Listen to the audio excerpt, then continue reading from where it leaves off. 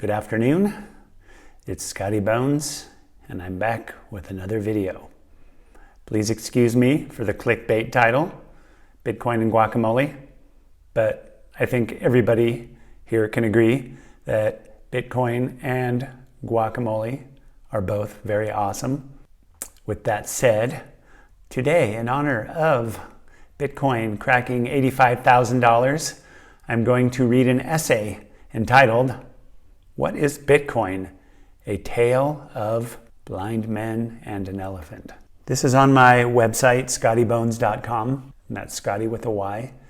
If you go to it and then go to the menu, click on blog, and there are a few essays that I wrote about Bitcoin back in 2021 or 2022. So this is one that was from January 4th, 2021. There is no easy elevator pitch for Bitcoin. A quick description that might entice a listener to become interested. It is impossible to describe or convey in just a minute or two. The most accurate and concise description I've heard was in a talk I watched on YouTube featuring Bitcoin expert Andreas M. Antonopoulos. He said, "Bitcoin is based on an open access participatory model of market-based economic competition through risk and reward strategies based on game theoretical outcomes that ensure collaborative participation by multiple participants without anybody having the ability to cheat due to a system of emergent consensus based on mathematical rules and strong cryptography." Boom. When I try to tell someone how revolutionary Bitcoin is, I know that I will fail to convince them. They already have some vague notion of what it is. They think they already know about it, or they're in a rush, or they've been conditioned by a lifetime of schooling to misunderstand or to be unaware of concepts of magnitude and complexity, so that they simplify it and file it away in their mind. Plus, they've been conditioned by a media ecosystem that profits from conflict to believe that communication about a complicated subject is down to a handful of so-called experts shouting at each other between commercial breaks, and the one who fires off the best soundbite at the end wins. The most I can hope for is to pique a person's curiosity to learn for themselves. This scenario reminds me of the parable of the blind men and the elephant. It's an ancient story in which a group of blind men who have never seen nor heard of an elephant attempt to define it, each one touching and describing a part of it. Though they each have access to part of the truth, none has access to the totality of the truth. In the 13th century Jainist text, Acharya Malasena uses the parable to argue that immature people deny various aspects of truth. Deluded by the aspects they do understand, they deny the aspects they don't understand. He says, due to the extreme delusion produced on account of a partial viewpoint, the immature deny one aspect and try to establish another. He goes on to say that it is impossible to properly understand an entity consisting of infinite properties without the method of modal description consisting of all viewpoints, since it will otherwise lead to a situation of seizing mere sprouts on the maxim of the blind men and the elephant. Through the concepts of anekantvada, which is the notion that truth and reality are perceived differently from diverse viewpoints, and that no single point of view is the complete truth, and sayadvada, a system of logic that expresses uncertainty and ambiguity in relation to the complexity of reality. No single proposition can express the nature of reality fully. The parable can be applied directly to Bitcoin. A group of blind men heard that a strange creation called Bitcoin had been brought into the world by a wizard called Satoshi Nakamoto, but none of them were aware of its shape or form.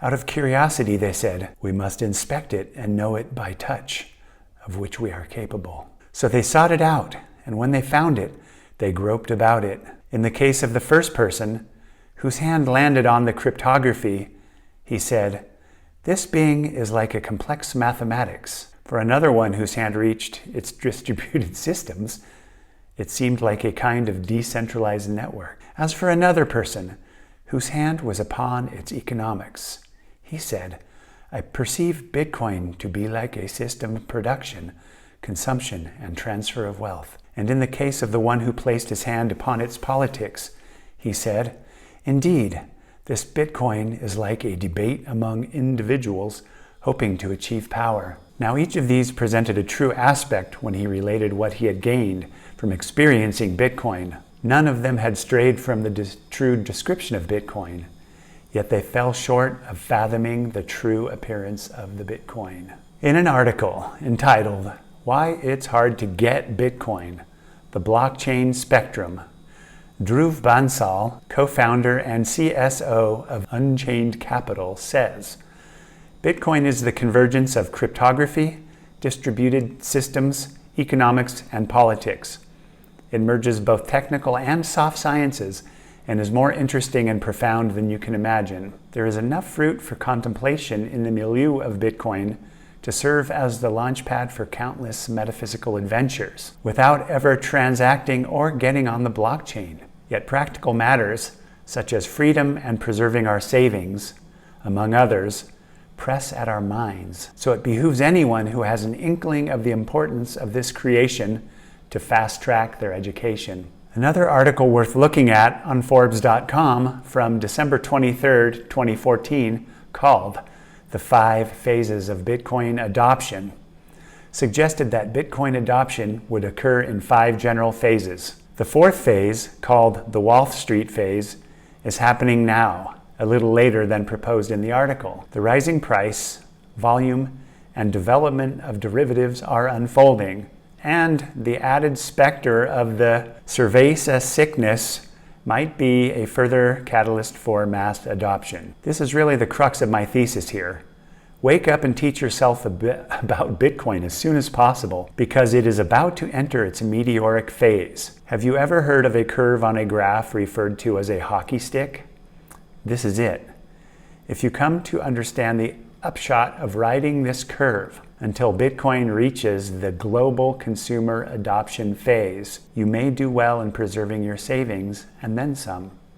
In the end, you have a choice in the richness of your experience. No pun intended. Will you walk right past the gates of paradise without even noticing? Excuse me for my not so awesome rendition of my essay, but you can read it at your leisure on scottybones.com/blog. I've been somewhat of a slacker on my blog over the years, but I hope to transfer many of the essays I've written for my Scotty Bones specialty coffee newsletter. I hope to transfer those essays to my blog very soon. If you're interested in my newsletter, you can go to scottybones.com as well, and I think it's under the category of newsletter. If it's not, I think you might be able to find it under specialty coffee. It's not always about specialty coffee. Sometimes it's about permaculture or any number of other things. So please do sign up if you so choose. Good afternoon, and we're out.